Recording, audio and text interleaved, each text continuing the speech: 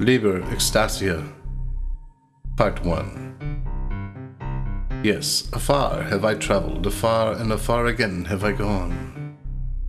As an ant that travels from the bottom of the tree to the very top of the tree, have I made my way through the cunning and voracious wilderness. And while in that wilderness, much have I learned, and much have I discovered, yet much have I lost. And while in that wilderness have I grown to be even more of a rebel, and more of a devil than I had ever been before.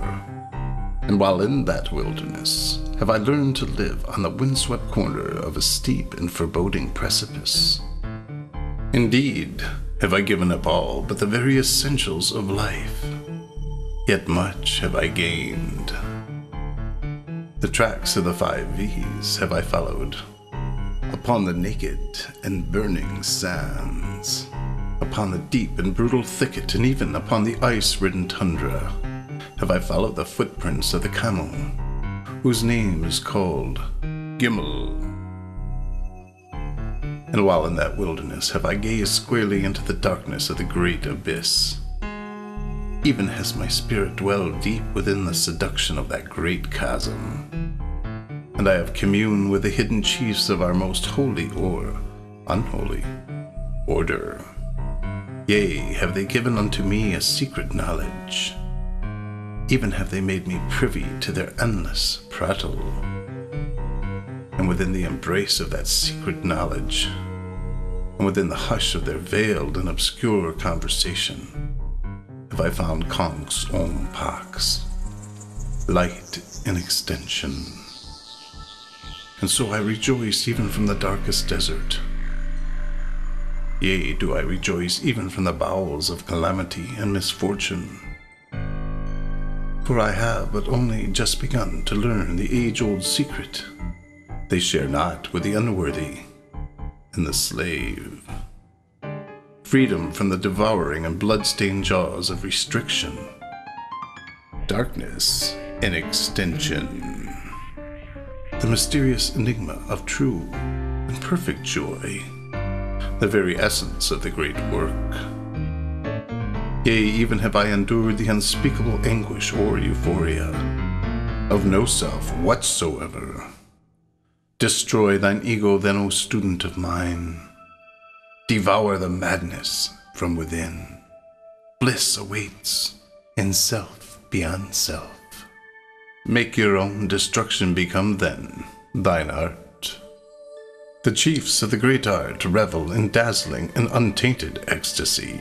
Every act, therefore, must excel in goodness, greatness, nobility, humility, love, lust, and yea, even depravity. Thou who knowest not the secret in this is not an initiate. The uninitiate has brought upon himself the curse of the initiate. The great horror of heaven and hell shall consume both his flesh and his spirit.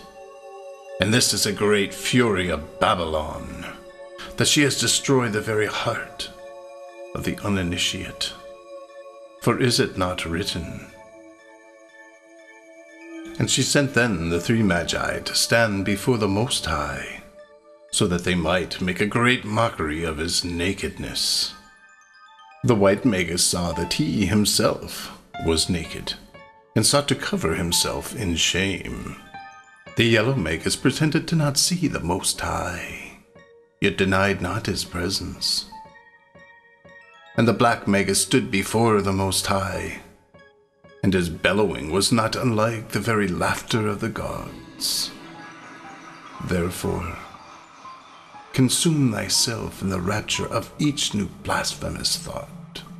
Let thy desire be a blasphemy. Let thy knowledge be a blasphemy. Let thy work be a blasphemy. Let thy love-making be a blasphemy. Let thy hatred be a blasphemy. Let thy whisper be a blasphemy. Let thy shout be a blasphemy. And let thy very existence be the very blasphemy of blasphemy of blasphemies. Yet do so in secret when and where you must. For the jungle you dwell in is full of mayhem and murder, and there are many forms of murder.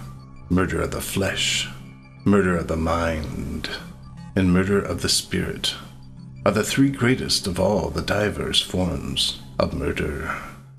Remember, my children, the hounds that God made to hunt you, and there is no greater tragedy or comedy than this.